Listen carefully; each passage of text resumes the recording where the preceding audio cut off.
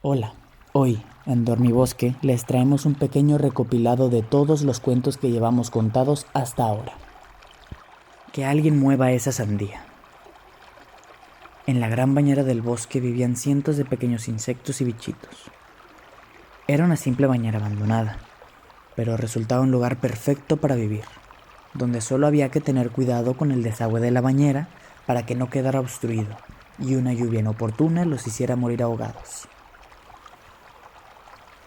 Por eso, los forzudos escarabajos eran los encargados de vigilar el desagüe. Pero una mañana, el desagüe amaneció taponado por una enorme sandía. ¡Qué tragedia! Era una fruta tan grande que ni el escarabajo más grande, ni los 5 escarabajos más grandes, ni siquiera todos los escarabajos juntos pudieron apartarla de allí. Los insectos más fuertes pusieron toda su energía en la tarea, pero no consiguieron nada. Los más listos aplicaron su inteligencia a encontrar soluciones, y tampoco tuvieron éxito. Finalmente, los más sabios comenzaron a organizar la huida. Y en medio de tantas penas, una ridícula hormiga extranjera se atrevió a decir que si le dejaban llevarse la sandía. ¡Qué graciosilla! Hicieron falta muchos insectos para calmar a los escarabajos e impedir que aplastaran a la chistosa hormiguita. Pero resultó que la hormiga no estaba bromeando, porque al final del día apareció acompañada por miles y miles de compañeras.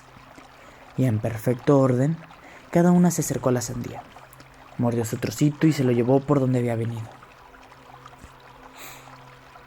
«Pero si así no avanzas nada», le dijo un saltamontes a una hormiga que paró por un segundo a descansar. «La sandía está igual ahora que antes de que tomaras tu trocito». «Seguro», respondió con un extraño acento, como si nunca lo hubiera pensado, y sin darle más importancia retomó su marcha. Pero algo debió hacer aquel trocito, porque solo unos días después no quedaba ni rastro de la gran sandía. Y desde entonces, muchas de las tareas más pesadas en la gran bañera se convirtieron en pequeñas, diminutas tareas que se hacían mejor poquito a poco. El hipopótamo cantor. Érase una vez un hipopótamo que vivía en un río, junto a un gran árbol solitario. Un día anidó un pájaro en el árbol, y los cantos y el volar del pájaro despertaron en el hipopótamo tanta envidia que no podía pensar en otra cosa, lamentándose diariamente por ser un hipopótamo. A pesar de las palabras del pájaro que le contaba la suerte que tenía de ser tan grande y nadar tan bien. Finalmente se animó a salir del río dispuesto a subir al árbol, encaramarse en una rama y ponerse a cantar. Pero al intentar subir al árbol, comprobó que no tenía alas, ni garras para trepar, ni podía saltar, y al ver que no conseguía su objetivo, se lanzó rabioso a dar golpes al árbol hasta que lo derrumbó. Entonces, triunfante, se puso sobre las hojas del suelo y comenzó a cantar. Pero los hipopótamos tampoco pueden cantar, así que de su boca salieron horrorosos sonidos, y todos los animales acudieron a burlarse del hipopótamo envidioso que cantaba posado en una rama de un árbol que estaba en el suelo. Y pasó tanta vergüenza que decidió no volver a lamentarse el hipopótamo, y arrepentido por haber derribado el árbol, dedicó toda su fuerza a volver a levantarlo, replantarlo y cuidarlo hasta que se recuperó totalmente. El árbol gruñón. El árbol gruñón, aunque era el más grande del bosque y no necesitaba de su sombra para nada, nunca la compartía con ninguno de los animales, y no les dejaba sentarse cerca. Un año, el otoño y el invierno fueron terribles, y el árbol sin sus hojas iba a morir helado. Una niña que había ido ese invierno a vivir con su abuelita, descubrió al árbol tiritando y fue por una gran bufanda para abrigarlo. El espíritu del bosque se le apareció y le contó por qué aquel árbol estaba tan solo y nadie le ayudaba. Pero a pesar de todo, la niña decidió abrigarlo. La primavera siguiente, el árbol había aprendido de la generosidad de la niña, y cuando ésta se sentó junto a su tronco, le dio la mejor de las sombras. El espíritu del bosque lo vio y fue a contarlo a todos los animales, que a partir de aquel año pudieron tener siempre la mejor sombra, porque el árbol aprendió que con seres generosos y amables el mundo era un lugar mucho mejor para vivir. Un enfado incontrolable. Había una vez un joven príncipe que tenía un secreto que ni él mismo conocía. Siendo un bebé, había sido embrujado por un antiguo enemigo del reino. Era un hechizo muy extraño, pues su único efecto era que conseguía enfadar al príncipe cada vez que oía una palabra secreta. Pero aquella palabra era tan normal y estaba tan bien elegida que siempre había alguien que la decía. Así que el príncipe creció con fama de enfadarse muy fácilmente, sin que nadie llegara nunca a sospechar nada. Lo malo es que, como le pasa a todo el mundo, cuando se enfadaba, terminaba metiendo la pata. Gritaba o hacía lo primero que se le venía a la cabeza, que casi siempre era la peor de las ideas. Y eso, en alguien que mandaba tanto, era un problema muy gordo. Sus errores causaban tantos problemas que el clamor de los habitantes del reino se elevó con tal fuerza que salió de su propio cuento. Y un montón de diminutos personajes acabaron discutiendo con el escritor de aquella historia. ¿A quién se le ocurre ponernos un príncipe así, con lo bien que vivíamos antes? Esto es injusto. Este escritor no tiene corazón. Se va a enterar de lo que es bueno. Ahora sabrá lo que es vivir con alguien así. Vivirá en nuestro reino hasta que lo arregle. Y entre gritos y protestas, los personajes secuestraron al escritor para llevarlo al cuento. Allí descubrió el sorprendido escritor lo duro que era aguantar los gritos del príncipe y sus decisiones precipitadas. Porque cuanto más se equivocaba, más se enfadaba y más volvía a equivocarse. Intentó de todo para calmarlo, pero el hechizo funcionaba perfectamente y solo consiguió llevarse gritos y castigos. Menuda tontería hice inventando aquel hechizo, solo porque yo estaba enfadado ese día. Si hubiera escrito las palabras secretas o la forma de anularlo, ahora podría arreglarlo todo, se dijo el escritor. Pero ya no controlo el cuento, y mucho menos el humor del príncipe. Y vaya si no lo hacía. Ese mismo día estaba junto al príncipe cuando le atacó su mal humor. Al buscar a alguien con quien desatar su furia, se fijó en el escritor, y éste, muerto de miedo, solo pudo recordar las palabras de un viejo hechizo de congelación de uno de sus cuentos. Al instante, el príncipe quedó encerrado en un enorme bloque de hielo, y rápidamente el escritor fue apresado por los guardias. Estos lo dejaron allí mismo, delante del príncipe, para que recibiera su castigo cuando el bloque se derritiera. Pero para entonces el enfado del príncipe había pasado, y aquella fue la primera vez en años en que uno de sus enfados no había provocado ningún problema. El príncipe era el primero al que le molestaban las tonterías que él mismo hacía cuando estaba enfadado, y se sintió feliz de haber descubierto una forma de evitarlas. Los siguientes días mantuvo al escritor a su lado, para que pudiera congelarlo cuando le llegaran sus enfados. Y en unas semanas, él solo aprendió a controlarse, para no hacer ni decir nada mientras estuviera enfadado. De esta forma consiguió acertar en sus decisiones, y el reino volvió a ser un lugar próspero y feliz. ¿Y el escritor? Pues aunque estaba feliz siendo famoso en el nuevo reino que ahora dirigía también el príncipe, se dio cuenta de que tenía que arreglar muchas de las historias que había escrito mientras estaba enfadado. Y así volvió a su antiguo escritorio, con la firme intención de escribir y hacer las demás cosas importantes solo cuando estuviera de buen humor. Albertina Cruzamundos. Albertina era una niña imparable. Ni ella misma sabía pararse. A todas partes iba corriendo. Si algo se le ocurría, lo hacía al momento. «Cuidado, que voy», gritaba al cruzar el reino mágico a toda velocidad. «Algún día a esta chica le va a pasar algo», decían las hadas del lago. «O hará daño a alguien», respondían las hechiceras del bosque. Acertaron las hadas del lago, y en una de sus locas carreras tropezó con un gigante y se rompió una pierna. El golpe fue tan fuerte y tuvo tan mala suerte que ya no pudo volver a correr rápido. Albertina estuvo tan triste que sus padres, magos de primer nivel, decidieron regalarle un veloz pony hecho de golosinas para que volviera a recorrer el reino. Genial. Ahora, además de ser rápida, comeré los dulces que quiera. Arre, arcoíris, vamos a cruzar el lago. Albertina, tan impulsiva e impaciente como era, arrancaba pequeñas golosinas al pony arcoíris mientras montaba. Al principio apenas se notaba, pero con el tiempo el precioso pony empezó a verse mordisqueado por todas partes. Ese pony va demasiado rápido, decían los druidas. Está demasiado delgado. Un día se rompe, respondían las ninfas. Y acertaron las ninfas, porque mientras cabalgaba a toda velocidad, Albertina arrancó la oreja izquierda del pony de un solo mordisco. Este perdió el equilibrio y las pocas golosinas que le quedaban saltaron por los aires. Albertina acabó incluso peor que la vez anterior. Sus padres sintieron lástima y le regalaron un gran dragón de chocolate.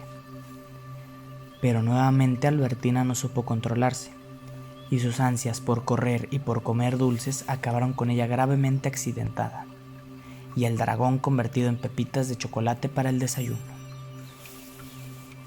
La niña volvió a sus lamentos. Está muy triste, decía su madre. Habrá que regalarle algo. De acuerdo, pero esta vez algo distinto. Sí, algo con lo que no se pueda romper la cabeza y que le ayude a comer más sano. Y Albertina recibió un caracol de espinacas, su comida más odiada. Lloró, gritó, pataleó, protestó y volvió a patalear. Pero no sirvió de nada. Su medio de transporte, su mascota, su mejor amigo, sería desde entonces un caracol de espinacas. Le tocó preparar bien sus viajes, organizar sus comidas y pensarlo todo antes de ponerse en marcha.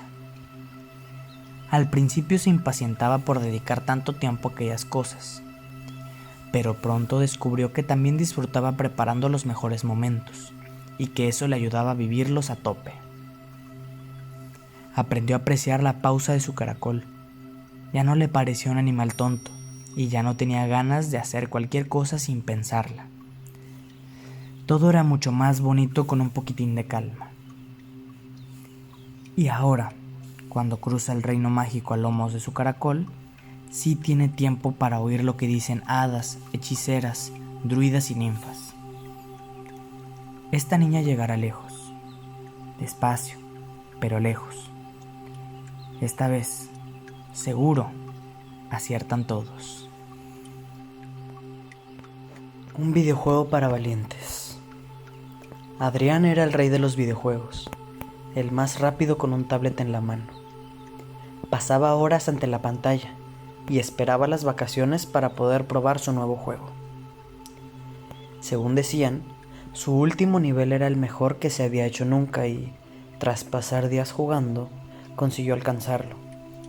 Al momento, luces y sonidos de fiesta lo rodearon.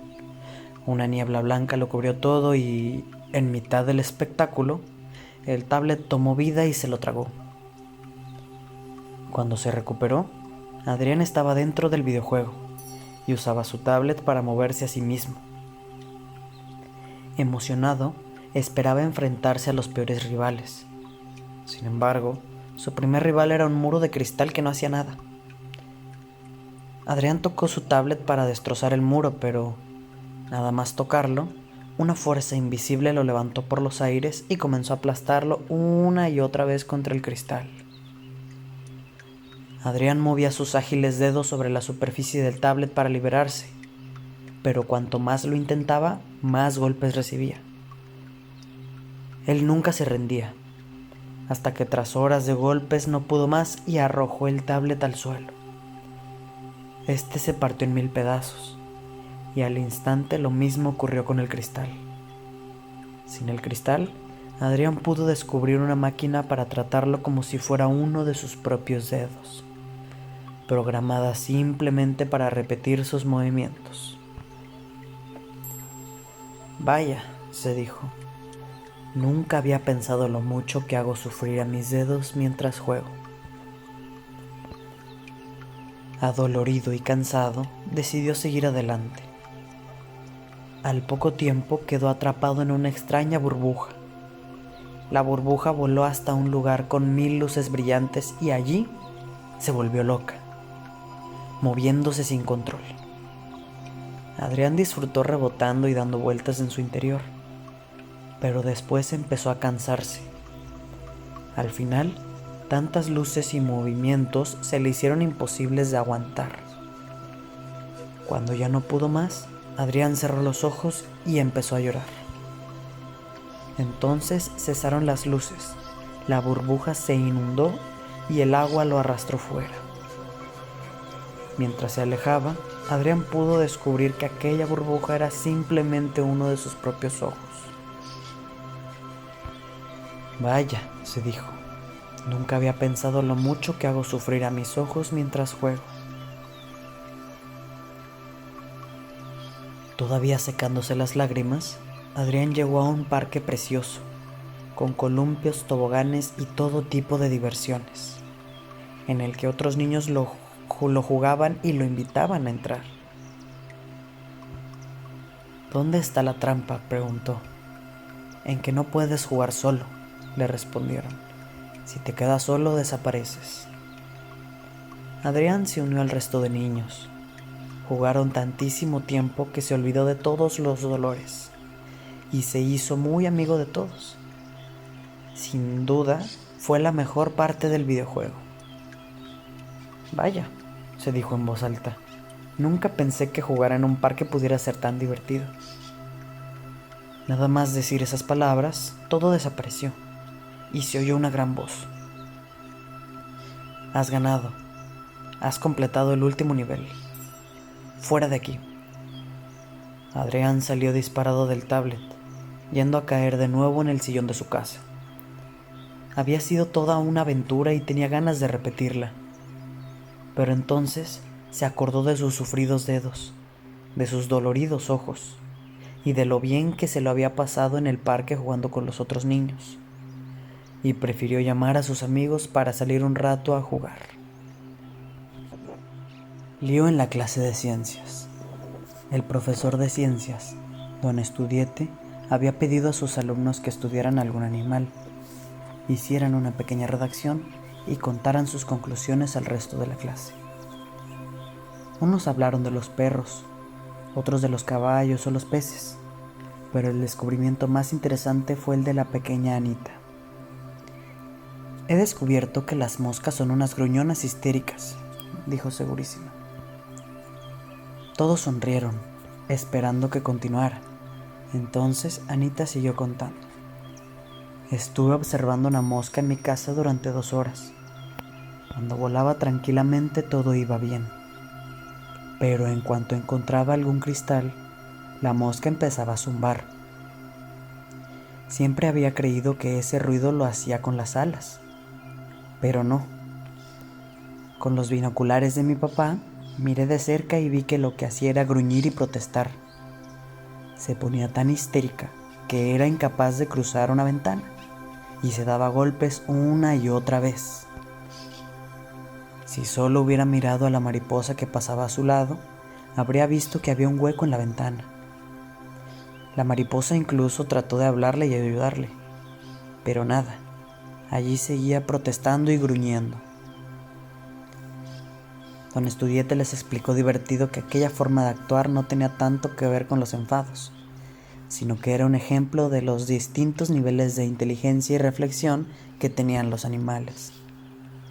Y acordaron llevar al día siguiente una lista con los animales ordenados por su nivel de inteligencia. Y así fue como se armó el gran lío de la clase de ciencias, cuando un montón de papás protestaron porque sus hijos les habían puesto entre los menos inteligentes de los animales. Según los niños, porque no hacían otra cosa más que protestar y no escuchaban a nadie. Y aunque don Estudiete tuvo que hacer muchas declaraciones y calmar unos cuantos padres, aquello sirvió para que algunos se dieran cuenta de que por muy listos que fueran, muchas veces se comportaban de forma bastante poco inteligente. El cuento más rápido del mundo. El cuento más rápido del mundo había conseguido ser tan rápido porque muchos papás y mamás andaban persiguiéndolo. Mami, cuéntame un cuento. No, que ya es muy tarde. Solo uno muy rápido. Porfi. Y entonces la mamá se lanzaba a la búsqueda de ese cuento tan rápido. Pero el cuento no quería que lo usaran de una forma tan poco respetuosa. Soy un cuento como todos los demás. Quiero que me cuenten con calma. Y salía corriendo y no se dejaba atrapar, hasta que una mamá le puso una trampa. Yo te contaré con calma, le dijo. Y el cuento, que tenía infinitas ganas de que lo contaran, no quiso escapar. No, dijo la mamá muy despacio. Ya está, ya te he contado un cuento, justo como querías, uno rápido, y ahora a dormir. El niño y el cuento se sintieron engañados, y juntos inventaron la forma de compensar aquella injusticia. Conseguiremos que mamá me lea tus páginas. A la mañana siguiente el niño había desaparecido. Su mamá lo buscó por todas partes, pero solo encontró un papel que decía: volveré cuando tengas tiempo para leerme un cuento. La mamá se angustió y se preguntaba dónde habría ido. Se olvidó del trabajo y de todas las demás cosas, y dedicó todo el día a buscar a su hijo. Al caer la noche se sentía tan mal por haber hecho que su hijo se marchara por no haberle querido contar un cuento, que se puso a leer todos los cuentos de la casa. Pensó que si se los aprendía podrían volver a contárselos si algún día volvía. Entonces encontró ese maldito cuento, el cuento más rápido del mundo. Era el único que no se sabía, porque nunca tenía tiempo para leerlo. Cuando lo abrió, leyó sorprendida la historia de una madre que engañaba a su hijo para no contarle un cuento, y lo perdía, y lo buscaba por todas partes. Emocionada, leyó y leyó hasta el final, justo para descubrir que su niño estaba allí, escondido en la última página del cuento más rápido del mundo, esperando para darle un grandísimo abrazo, feliz de que su madre por fin hubiera tenido tiempo para leer un cuento. Y colorín colorado, este cuento se ha acabado. ¿Te ha gustado, cariño? Claro que sí, mamá, pero no ha sido el cuento más rápido del mundo. Ya, pero será mejor si lo dejamos así, por si lo encuentran alguna mamá o algún papá demasiado acelerados. Es verdad, seguro que les gustará. Pues ahora sí, colorín colorado, este cuento tan rápido a otra casa se ha marchado. Palacio a la fuga. Hace mucho, mucho tiempo, cuando la tierra estaba tan llena de magia que hasta la piedra más pequeña podía tener 1000 secretos, existió un palacio que estaba vivo. Solía estar dormido, así que casi nadie conocía el secreto. Y así siguió hasta que la princesa que lo habitaba se casó con un príncipe muy guerrero y valiente, pero con tal mal carácter que ante cualquier contrariedad lanzaba objetos por los aires o golpeaba puertas y ventanas. Tras su última victoria, el príncipe dejó que fuera la princesa, de carácter más dulce y amable, quien viajara a negociar la paz. Y pasó una larga temporada viviendo solo en el palacio. El aburrimiento empeoró el carácter del príncipe, y según pasaron los días, el palacio descubría nuevas marcas en las paredes y golpes en el suelo. Además, estaba cada vez más sucio y descuidado. Y así, disgustado por aquel trato, el palacio despertó y aprovechó una salida del príncipe para moverse por primera vez en muchísimos años, y esconderse tras una colina. Pero el palacio era demasiado grande y el príncipe no tardó mucho en encontrarlo. Así trató de escapar muchas otras veces, pero el príncipe lo encontraba sin dificultad, y luego desataba su ira provocando destrozos cada vez mayores. Hasta que una noche, cansado de todo aquello, el palacio cerró puertas y ventanas mientras el príncipe dormía, y con él dentro y encerrado, corrió durante días y días, sin importarle los golpes y destrozos de su dueño. Cuando por fin se detuvo y abrió sus puertas, el príncipe descubrió que se encontraban rodeados de hielo y nieve, en medio de un frío espantoso. ¿El Polo Norte? ¿Y ahora cómo salgo de aquí?, se dijo el príncipe mientras salía a explorar los alrededores. Después de investigar durante toda la mañana sin encontrar nada, el príncipe volvió al palacio para calentarse. Sin embargo, al intentar entrar, descubrió que la puerta estaba fuertemente cerrada. La aporreó furioso, pero lo único que consiguió fue destrozarse sus manos casi heladas. Rato después, la puerta se abrió ligeramente y el príncipe corrió hacia ella, solo para terminar llevándose un buen portazo en las narices justo antes de entrar. Tonto palacio, parece que estuviera enfadado conmigo. Y claro que lo estaba, y para hacérselo saber sacudió todas sus ventanas. ¿Con qué esas tenemos, gritó el príncipe. Pues prepárate, esto es la guerra, y nunca he perdido ninguna. Durante los días siguientes, el príncipe y el palacio tuvieron la pelea más extraña que puede imaginarse. Mientras uno trataba de entrar rompiendo cristales y ventanas, el otro hacía lo que fuera por mantenerlo fuera. Y en mitad de aquella tonta guerra, fue el frío quien comenzó a congelar los pies del príncipe y a agrietar las paredes del palacio. A punto de morir helado, el príncipe, ganador de 1000 batallas, comprendió que la única forma de ganar aquella batalla era buscar la paz. Y sin decir nada, comenzó a reparar el palacio, controlando que sus enfados y su furia no volvieran a causar destrozos. El palacio descubrió que aquellas reparaciones le gustaban mucho más que sus locas peleas, y que precisamente aquel bruto príncipe era el único que podía repararlo. Así que no tardó en abrir sus puertas, y el príncipe pudo resguardarse del frío por las noches y limpiar y reparar el castillo durante el día. Para su sorpresa, el príncipe descubrió que disfrutaba enormemente realizando todas aquellas reparaciones y cuidados. Y poco tiempo después, el aspecto del palacio era magnífico, tanto que una de aquellas noches el palacio terminó de perdonar al príncipe, y cerrando sus puertas tomó el camino de vuelta a su país de origen. Llegando allí, poco antes que la princesa, se mostró encantada con el estado del palacio y con la mejora del carácter de su marido, que apenas volvió a interesarse por las guerras. Y aquella paz duradera, junto con los cuidados del príncipe, hicieron que el palacio volviera a su silencioso sueño.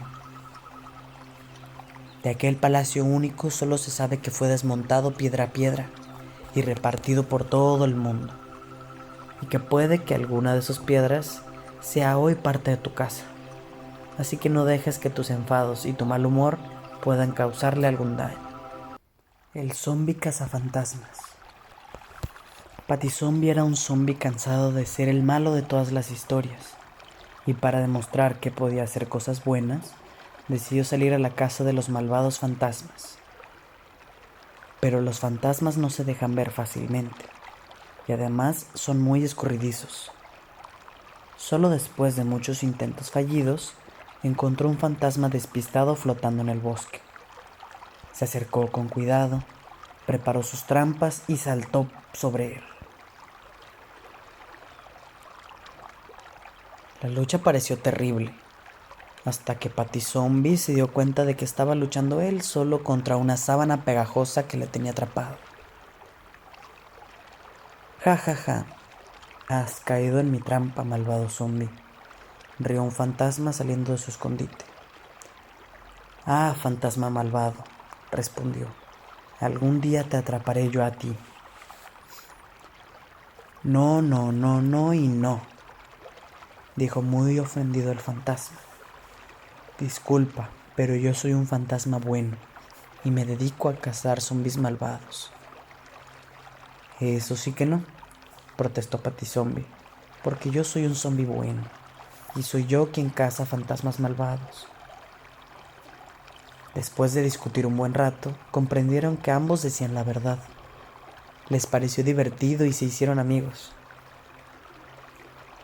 Así que no todos los fantasmas son malvados, ni todos los zombis. Pues podríamos unirnos para cazar ogros. Y fueron formando equipo hasta las montañas, donde se escondían los peores ogros. Trabajando juntos, rápidamente encontraron el rastro de un ogro que los llevó hasta una cueva. Como el ogro había salido, prepararon una trampa. Pero mientras lo hacían, una enorme piedra cerró la entrada, dejándolos atrapados. ¡Jo, jo, jo, jo! Qué fácil ha sido atrapar a ese malvado zombie y a su socio el fantasma. Mentira, protestaron desde dentro. No somos malvados. El único malvado eres tú, y hemos venido a atraparte. Una vez más, la discusión duró hasta que todos estuvieron convencidos de que ninguno de ellos era malvado. Nunca hubiéramos pensado que hubiera ogros buenos. Ni yo que un zombi y un fantasma no fueran malos.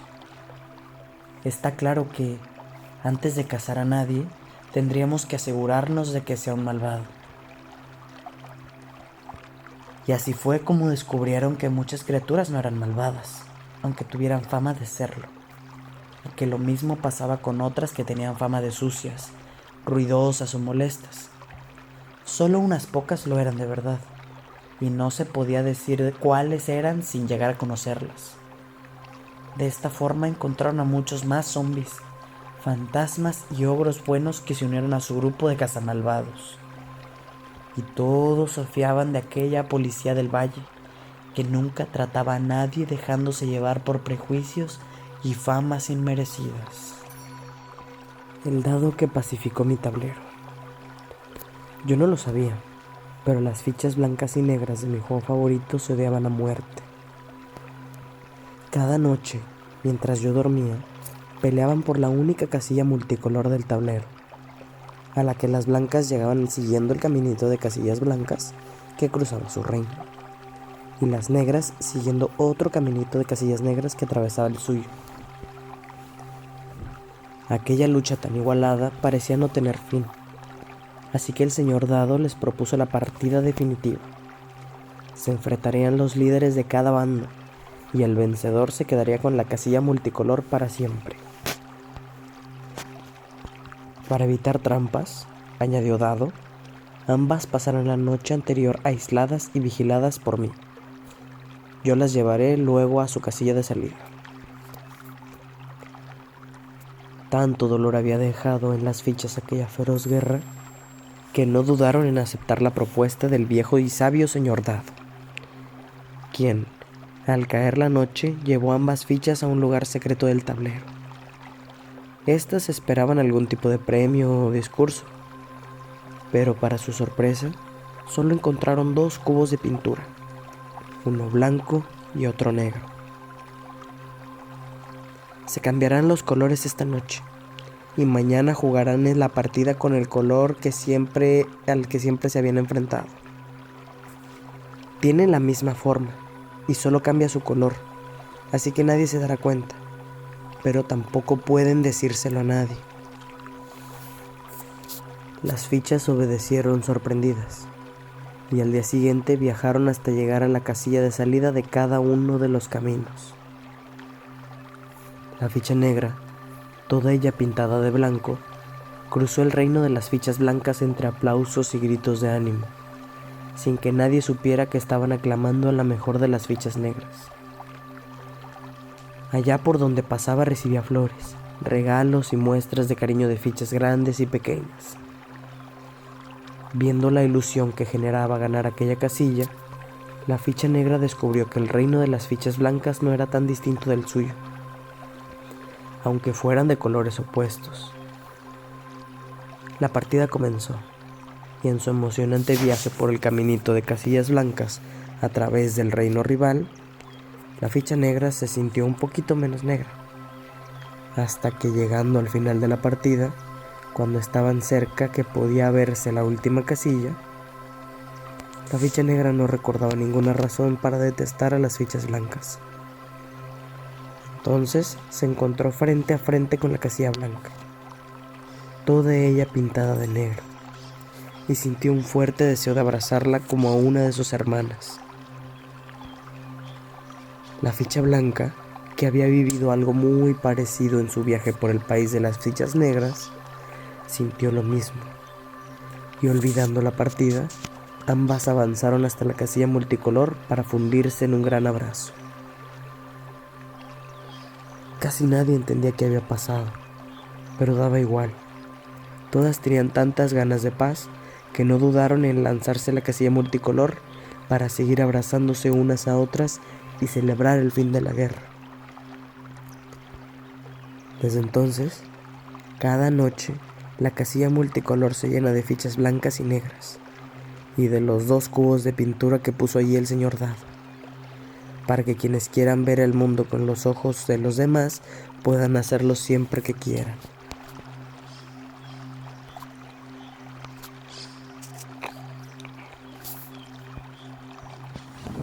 El hipersensor.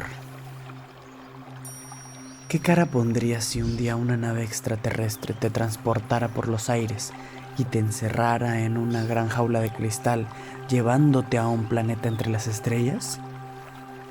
Pues seguro harías la del búho pellizcón, que es poner cara de búho, con los ojos y la boca bien abiertos hasta babear, y darte pellizcos en el brazo para ver que no estás soñando.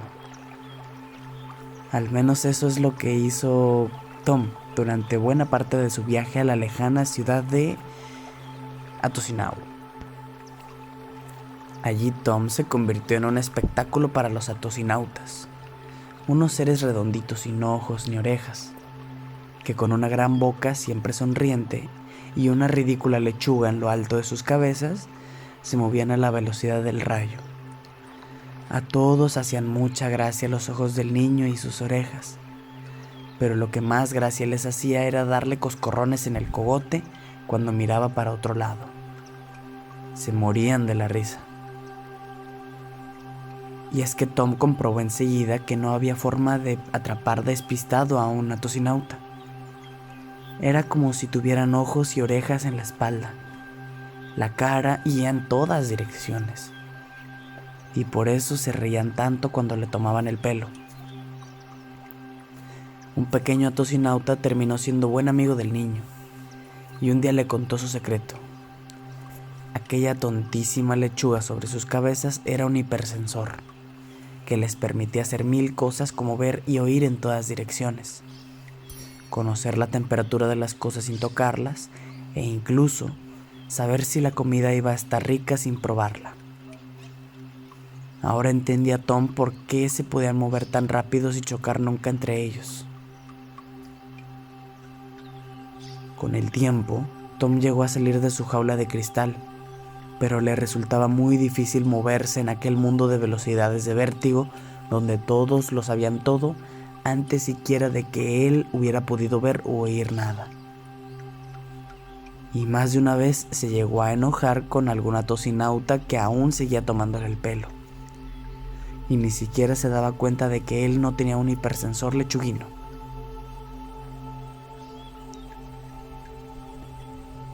Y un día, tal como se lo habían llevado, los atosinautas trajeron a Tom de vuelta a la Tierra, y todo siguió como si nada hubiera pasado. Tom no se atrevió a contar nada de su viaje, y nadie se dio cuenta de nada. Nadie excepto Clara, una compañera invidente de Tom, que notó cómo el niño empezó a tratarla con más delicadeza y atención, como si supiera exactamente cómo quería ser tratada. Y cuando tuvo confianza para preguntarle por qué había cambiado, Tom respondió misterioso y divertido: «Porque tú no tienes una lechuga en la cabeza». Y ya sé lo que es eso. El mejor robot. XT-27 no era un robot cualquiera. Como bien decía su placa, XT-27, el mejor y más moderno robot, era el modelo de robot más moderno de su generación. Un producto realmente difícil de mejorar, y se sentía realmente orgulloso de ello.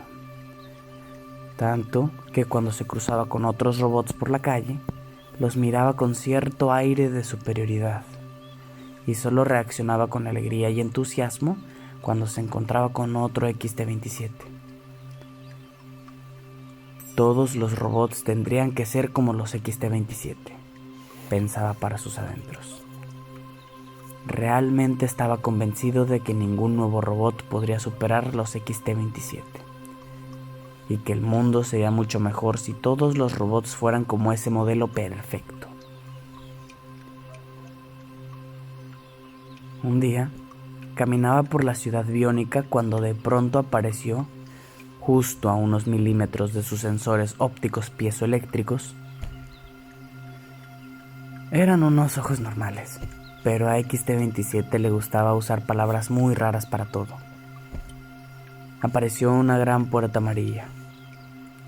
No sabía de dónde había salido, pero por suerte era un XT-27, y su rapidez le permitió evitar el golpazo. Intrigado, decidió atravesar la puerta y fue a parar a una ciudad espectacular. Todos sus habitantes eran XT-27 y todo lo que se veía era alucinante. Entusiasmado por haber encontrado la ciudad perfecta para él, anduvo recorriendo aquel lugar, presumiendo de ser un XT-27 y parándose a hablar con todos de lo genial que era ser un robot tan avanzado. Y finalmente se instaló en su burbuja hiperplástica recauchatada. Era una casa, a las afueras de la ciudad. Los días fueron pasando, pero enseguida se dio cuenta de que en aquella ciudad había algo que no le gustaba. Como todos, era un XT-27, y realmente nadie tenía motivos para sentirse mejor ni más moderno que nadie. Y de hecho nadie lo hacía. Ninguno miraba con aires de superioridad a nadie, y en el fondo comprobó que con el paso del tiempo ni siquiera él mismo se sentía especial. Además, todo resultaba tremendamente aburrido. Todos hacían todas las cosas igual de bien. Era imposible destacar en nada. Cuando se le ocurría algo que pensaba que era brillante, a todos se les había ocurrido lo mismo al mismo tiempo. Así que XT-27 empezó a echar de menos a todos aquellos robotitos variados de su mundo, cada uno con sus cosas buenas y sus cosas malas, pero distintos y divertidos. Y se dio cuenta de que hubiera preferido 1000 veces encontrarse con un torpe pero divertido TP4 y charlar un rato con él, que volver a cruzarse con otro XT-27. Así que comenzó a buscar la gran puerta amarilla. Tardó varios días hasta que finalmente la encontró como la primera vez, justo en medio de una calle cualquiera. Apoyó la mano en la puerta, miró hacia atrás, como despidiéndose de aquel mundo que le había parecido perfecto, y con gran alegría empujó la puerta. Cuando despertó, XT-27 estaba en el suelo, y algunos le ayudaban a levantarse. No había ninguna puerta, solo un enorme y brillante robot amarillo con el que XT-27 había chocado tan fuerte que se le habían nublado los circuitos. XT-27, extrañado de no haber podido esquivar el golpe, miró detenidamente aquel formidable robot. Nunca había visto uno igual.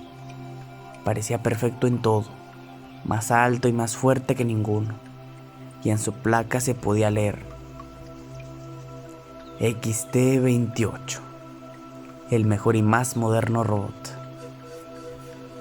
Así que lo habían conseguido.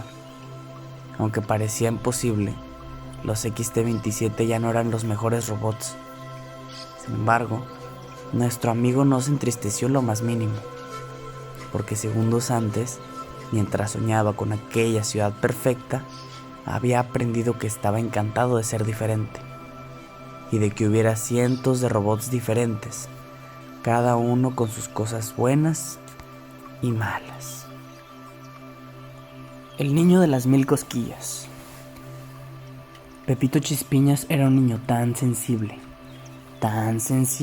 que tenía cosquillas en el pelo. Bastaba con tocarle un poco la cabeza y se rompía de la risa. Y cuando le daba esa risa de cosquillas, no había quien le hiciera parar. Así que Pepito creció acostumbrado a situaciones raras. Cuando venían a casa las amigas de su abuela, siempre terminaba desternillado de la risa, porque no faltaba una viejecita que le tocase el pelo diciendo ¡qué tierno! Y los días de viento eran la monda. Pepito por el suelo de la risa en cuanto el viento movía su melena, que era bastante larga, porque en la peluquería no costaba nada que se riera sin parar. Pero lo de cortarle el pelo, no había quien pudiera. Verle reír era, además de divertidísimo, tremendamente contagioso. Y en cuanto Pepito empezaba con sus cosquillas, todos acababan riendo sin parar, y había que interrumpir cualquier cosa que estuvieran haciendo. Así que, según se iba haciendo más mayor, empezaron a no dejarle entrar en muchos sitios, porque había muchas cosas serias que no se podían estropear con un montón de risas. Pepito hizo de todo para controlar sus cosquillas. Llevó 1000 sombreros distintos, utilizó lacas y gominas ultra fuertes, se rapó la cabeza, e incluso hizo un curso de yoga para ver si podía aguantar las cosquillas relajándose al máximo. Pero nada, era imposible, y deseaba con todas sus fuerzas ser un chico normal. Así que empezó a sentirse triste y desgraciado por ser diferente. Hasta que un día en la calle conoció un payaso especial. Era muy viejecito y ya casi no podía ni andar. Pero cuando lo vio triste y llorando, se acercó a Pepito para hacerlo reír. No le tardó mucho en hacer que Pepito se riera, y empezaron a hablar. Pepito le contó su problema con las cosquillas, y le preguntó cómo era posible que un hombre tan anciano siguiera siendo de payaso. No tengo quien me sustituya, dijo él, y tengo un trabajo muy serio que hacer. Pepito lo miró extrañado. ¿Serio? ¿Un payaso? Pensaba tratando de entender. Y el payaso le dijo: ven, voy a enseñártelo. Entonces el payaso le llevó a recorrer la ciudad, parando en muchos hospitales, casas de acogida, albergues, colegios. Todos estaban llenos de niños enfermos o sin padres, con problemas muy serios. Pero en cuanto veían aparecer al payaso, sus caras cambiaban por completo y se iluminaban con una sonrisa. Su ratito de risas junto al payaso lo cambiaba todo. Pero aquel día fue aún más especial, porque en cada parada las cosquillas de Pepito terminaron apareciendo, y su risa contagiosa acabó con todos los niños por los suelos, muertos de risa. Cuando acabaron su visita, el anciano payaso le dijo guiñándole un ojo: ¿ves ahora qué trabajo tan serio? Por eso no puedo retirarme, aunque sea tan viejito. Es verdad, respondió Pepito con una sonrisa, devolviéndole el guiño. No podría hacerlo cualquiera. Habría que tener un don especial para la risa. Y eso es tan difícil de encontrar, dijo Pepito, justo antes de que el viento despertara sus cosquillas y sus risas. Y así, Pepito se convirtió en payaso, sustituyendo a aquel anciano tan excepcional. Y cada día se alegraba de ser diferente, gracias a su don especial. El día del silencio. Regal no podía oír nada. Era un niño normal en todo, pero había nacido sordo. Era muy famoso en el pueblo y todos le trataban con mucho cariño. Pero a la hora de la verdad, no le tenían muy en cuenta para muchas cosas. Los niños pensaban que podría hacerse daño, o que no reaccionaría rápido durante un juego sin oír la pelota. Y los adultos actuaban como si no fuera capaz de entenderles, casi como si hablaran como un bebé. A Regal no le gustaba mucho esto, pero mucho menos aún a su amigo Manuel, que un día decidió que aquello tenía que cambiar.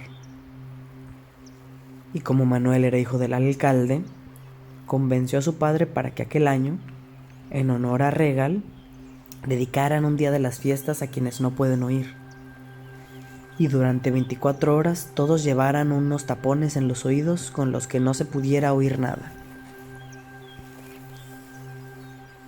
La idea fue muy bien recibida, porque todos querían mucho a Regal, que durante las semanas previas a las fiestas tuvo que aguantar varias miradas de lástima y sonrisas compasivas. Y el día del silencio, como así lo llamaron, todos fueron a ponerse sus tapones con gran fiesta y alegría. La mañana estuvo llena de chistes, bromas y risas, pero según fueron pasando las horas, todos comenzaron a ser conscientes de las dificultades que tenían al no poder oír. Pero todo lo que aprendieron sobre lo difícil que era vivir así no fue nada comparado con el gran descubrimiento del día.